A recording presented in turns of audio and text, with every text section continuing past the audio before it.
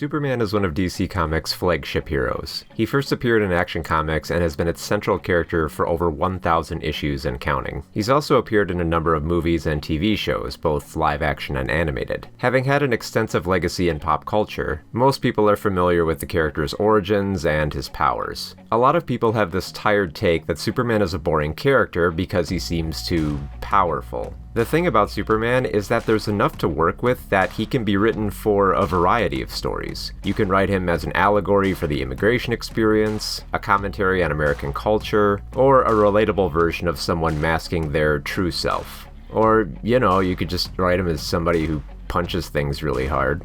There have been good and bad Superman stories over the character's long legacy, and with such a wide range of stories, it's debatable what makes for the best version of Superman. Personally, my favorite ones are the stories that touch on Superman's ideology and philosophy, when challenged by both his villains and his fellow heroes. One of the best examples of this is the comic book run What's So Funny About Truth, Justice, and the American Way, which was adapted into the animated film Superman vs. the Elite. The comic was a direct challenge to the anti-heroes of the Authority, and challenged Superman's motivations when presented with metahumans who favor violence over peaceful resolve.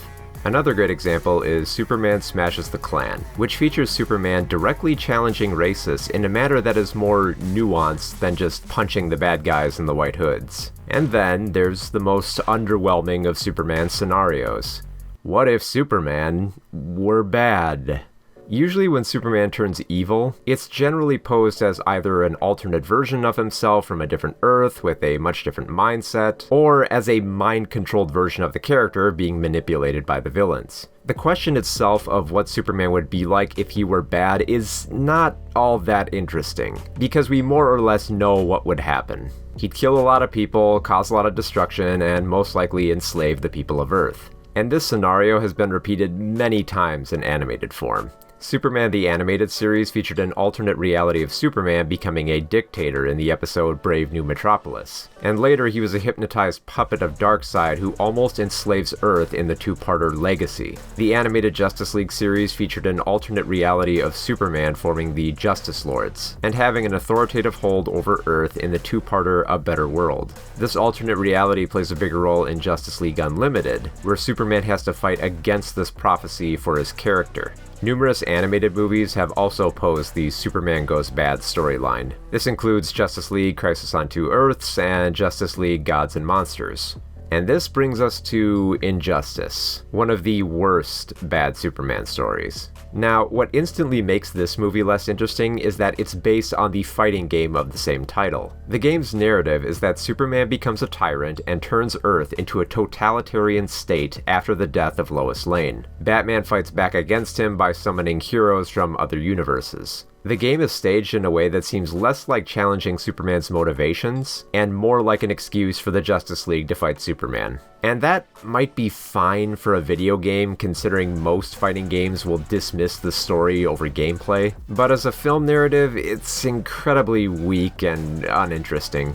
The film proceeds with the same plot as the game. Set on Earth 22, the Justice League is trying to stop a sinister plan by the Joker, who has already killed a number of people in very disturbing ways. Superman, trying to stop Joker, becomes infected with Scarecrow's fear toxin, and is manipulated into killing Lois Lane. Overwhelmed with grief, Superman becomes enraged at the Joker and immediately kills him during an interrogation, via ripping out his heart.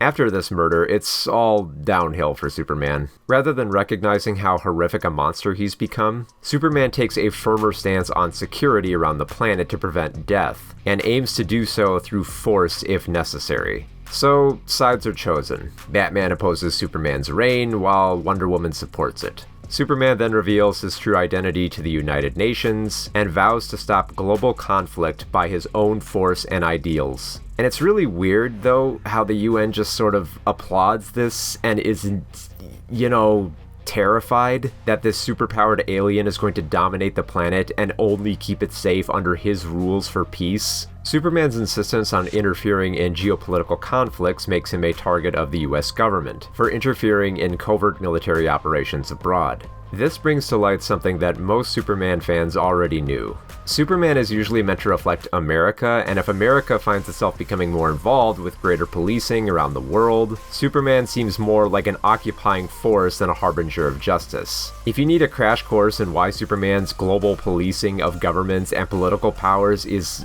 bad, actually, the Superman story Red Son kind of sums it up best. And sure, Injustice may seem like a responsible movie for showing this cautionary side of the character. For the first half of the film, it certainly seems to be that story, focusing on how heightened security and getting involved as the last word in geopolitical conflicts is a dark road to a dystopian future. Superman even has a fascinating debate with Mr. Terrific about the slippery slope of wanting to restrict freedoms, criticizing everything that Superman is doing in the name of stopping crime before it happens. Kinda seems intriguing, right?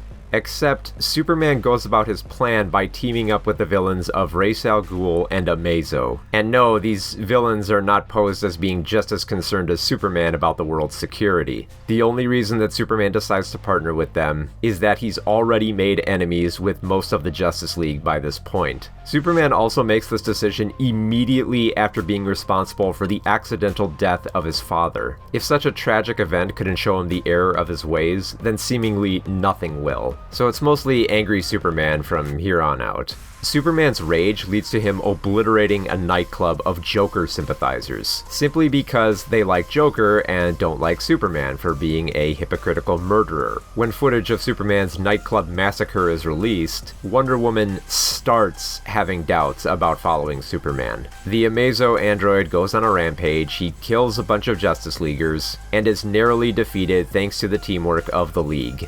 So even after Ra's and Amazo turns on Superman, he still wants to arrest the remaining superheroes for his secure version of Earth. He is then betrayed by Wonder Woman, finally. And it would seem like the film is heading towards the ultimate conclusion, that trying to create a totalitarian society of security will ultimately doom trust and erode freedom. Except, the final conclusion is the use of an interdimensional gateway. Mr. Terrific summons the Superman of Earth 1 to fight the evil Superman of Earth 22. One would think this might be an okay ending for posing Superman as having to fight himself after having lost everything, but nope, we don't get that ending because Earth 1 Superman is defeated by Earth 22 Superman. So when that plan fails, Mr. Terrific plucks Lois Lane from Earth 9, who successfully convinces him to surrender. Superman is in prison, Batman helps rebuild, the end. This ending sucks. It doesn't really address Superman's shifting perceptions of security and doesn't engage in any development past all of his triggers. Lois Lane dies and Superman kills Joker. Jonathan Kent dies and Superman creates a high-tech surveillance state. Earth 9 Lois Lane shows up and Superman stops his totalitarian reign because he feels guilty knowing that she's still alive in another universe and doesn't approve of this. This is not an interesting Superman because it turns the character into more of a childish monster. It makes Superman seem like a lost cause given how he is posed as being emotionally ill-prepared to handle death. Films like the Batman-Superman animated movie did a far better job portraying Superman as a rival. In that film, the conflict is more about the conflicting personalities of the two heroes, as opposed to which one would win in a fight. The battle over their vigilantism is way more intriguing than how much kryptonite it takes for Batman to punch Superman. Injustice would be a far better film if the virtues of Superman and Batman were explored for their clashing ideals of security. But this film simply doesn't have time for that. And it's mostly because there is way too much going on in this film, and none of it is all that compelling. Nightwing dies in combat and comes back as Deadwing to help Robin fight Ra's. Green Arrow and Harley Quinn form an odd relationship that is all quips and little more. Also, Plastic Man was there for some reason. Keep in mind, this movie is only 80 minutes long. The Superman portrayed within Injustice feels less like Superman and more like a stand-in for a different postmodern story. If you want an example, a lot of people thought that the movie Brightburn was a unique horror film because it was literally the bad Superman movie. But the film portrays the evil kid alien character as someone who is naturally evil, and not shaped that way by their environment. And that is not Superman. The comic and TV series The Boys features the antagonist of Homelander, who is meant to portray a Superman-style figure if he were more nationalistic and egotistical than patriotic and kind. And once again, this is not a Superman character. It's just someone with Superman's powers. I want to make something clear though, I'm not saying that writers shouldn't try to take Superman in a postmodern direction, as though he needs to remain a certain way forever. Superman has remained relevant for so many decades simply because he has been rather fluid. The Superman of Action Comics number 1029 is not the same character that appears in Action Comics number 1. You can make a good story about Superman becoming evil if there's enough insight into deconstructing that character. The problem is that all of these stories don't go anywhere all that original or interesting with the question of, what if Superman killed heroes? Injustice, both the movie and the video game, contains plot contrivances for how it wants to stage Superman as being bad. It doesn't feel like a story meant to deconstruct the character. It feels like an excuse to have a fighting game where Batman fights Superman. It's a plot that requires Superman to go down a dark path, and part of that path involves breaking his character. And the thing is, that would be daring if it weren't for the fact that all the bad Superman stories center around the same triggers. Injustice feels weak because it's the loss of Lois Lane that brings out evil Superman, and then ends with another Lois Lane making Superman see the error of his ways. And is that really all there is to Superman? Does Lois Lane have to be like the linchpin for every wild move he makes? Lois Lane as a trigger for Superman has been present in everything, from Richard Donner's Superman movie to Zack Snyder's Justice League. And this is such a tired trope of the character. Like, really, is that all there is to explore with Superman when he transforms into an antagonist? Does Superman really require Lois Lane at all times to not transform into a murderous monster? Come to think of it, it was never really explained why Superman was a monster when he was revived in the Justice League movie. Like, really, why does he immediately go into attack mode once he's revived? Like, what is even happening in this scene? I understand that Superman has amnesia, but why is mindless killing machine his factory default? Why is he looking so gleeful that he wants to kill all of the Justice League? But did he even really have amnesia? Like, he remembered the "do you bleed" line, right? I don't know, it's such a bizarre movie.